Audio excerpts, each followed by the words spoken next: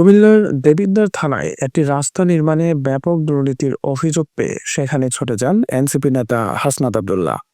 সরেজমিনে দেখা যায় টান দিলেই রাস্তার পিচ উঠে আসছে। সরকারিভাবে ৪০ মিলি ঢালাই দেওয়ার কথা থাকলেও ঢালাই দেওয়া হয় মাত্র ২২ মিলি। কিছু কিছু জায়গায় ইট ছাড়াই মাটির উপর দেয়া হয়েছে ঢালাই। এসব বিষয়ে সংশ্লিষ্টদের সাথে কথা বলেন হাসনাত আব্দুল্লাহ। তেলটা তো দিচ্ছেন ১৫ দিন আগে, আর আজকে যে কাজ করতেছেন এটা তো হয় না। এই তেলটা যে দিচ্ছে এটা তো আমরা গাড়িতে দিতেছি। এগুলো সেটেল হতে একটু সময় লাগে। আপনি এই সেটেল হতে কি সময় লাগে? আপনি ২ দিনের রাস্তা যদি আপনার টান দিয়ে এইখানে দেখেন তো, এখানে কি আছে? এটা আপনি এখানে কিছু দিচ্ছেন? আপনি এখানে কিছু দিচ্ছেন? আপনারা চিতুই পিঠা চিনেন তো নাকি? চিতুই পিঠার মতো টান দিলে রাস্তা উঠে যায়। সরকার বাজেট দিচ্ছে ৪০ মিলি, ওখানে করতেছে ২২ থেকে ২৫ মিলি, এবং আপনারা তো দেখছেনই যে কিভাবে টান দিয়ে রাস্তা উঠে যায়।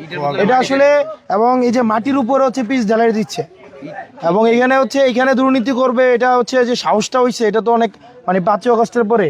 ওই কন্ট্রাক্টরটা কই? সিরাজগঞ্জের ওই লোক কই? এই যে ওনারা সরকারি কর্মকর্তা, এখানে রাস্তার অবস্থা কেন? ভালো হয়েছে? আপনি স্পষ্ট কথা বলবেন, এটা কি রাস্তার কাজ কি ভালো হইতেছে না খারাপ হইতেছে?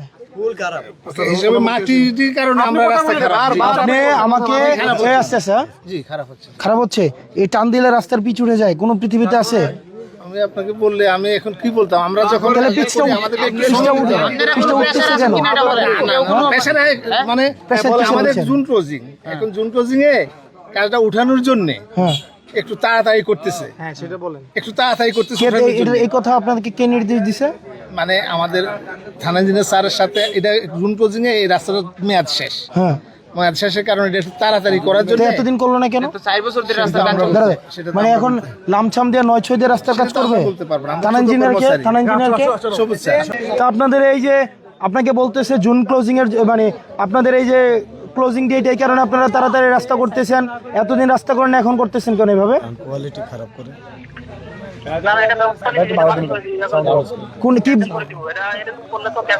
মানে ক্যান্সেল করে দিয়ে, যে আপনি ক্যান্সেল করে দিবেন, এরপরে রাস্তাটা আবার কবে হবে? এর দায়ভার আপনার পকেট, এর দায়ভার আপনার পকেট থেকে দিবেন আপনি? মানে আপনারা আছেন একটা, যে কিছু হইলে ক্যান্সেল করে দিবেন, ক্যান্সেল। এখন এই যে রাস্তাটা নষ্ট হয়েছে, জিনিসপাতিগুলা, এগুলার দায়ভার কার পকেট থেকে যাবে? সরকারের পকেট থেকে না আপনার পকেট থেকে? বলেন। এই যে পুরো ১.৫-২ কিলো রাস্তা টান দিলে উঠে যায়, আপনি বলেন ক্লোজিং করে দিবেন, আপনাদের ক্ষমতা এতটুকুই। এখন এটার ক্ষতিপূরণ দিবে কে? কে ক্ষতি? আর জনগণ যে দুর্ভোগে যাবে, আবার যদি রাস্তা কাজটা বন্ধ হয়, আবার তো আবার ৪-৫ মাস ১ বছর পিছাবে। ওইটার ক্ষতিপূরণ দেবে কে? আপনারা তো রাস্তা ক্যান্সেল করাই আপনারা বাদ, এরপরে যে রাস্তাটা আবার হচ্ছে ওই ১-১.৫ বছর পিছাবে, ওইটা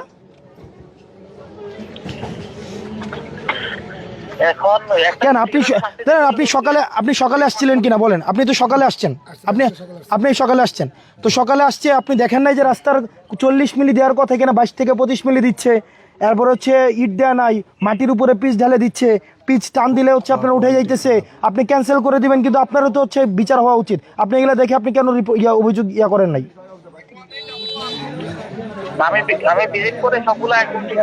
ওনার নামে অভিযোগ দেন তো, এটাকে ফোনটা ওনার নামে অভিযোগ দেন। ওনার নামে অভিযোগ দিতে হবে, কারণ উনি দেখে কাজে কি করছে, উনি অনিয়ম করছে। উনি অবশ্যই উনার কনসার্ন ছাড়া তো এটা হবেই না।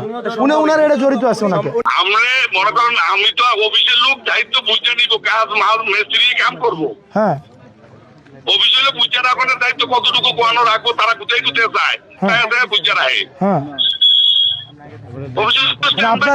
আপনি একটা কন্ট্রাক্ট নিছেন কাজের, আপনার দায়িত্ব নাই? না, ঠিক আছে, তো অফিসের বুঝাতে দিব, অফিসের লোকে। আমি করলে তো আমার কথা হতো না, তারা যতটা দরকার অতটা বুঝে নিব। খোলাফিটা চিনেন না? খোলাফিটা গরম মাল আপনি যত করেন কার্পেটিং। এই শোনেন, আজকে থেকে 3 দিনের আগের মালটা কি গরম মাল? আসলে কি করবো, আমি তো আর বুঝি না, অফিসিয়াল তারা কাজ করে। আপনি শোনেন কাকু, শোনেন, আপনি আমার বাপের থেকে আরো বড়। আমার আব্বা এই কনস্ট্রাকশনের কাজ করে আজকে 50 বছর। আপনার আমার বাপের থেকেও আপনারা বড়।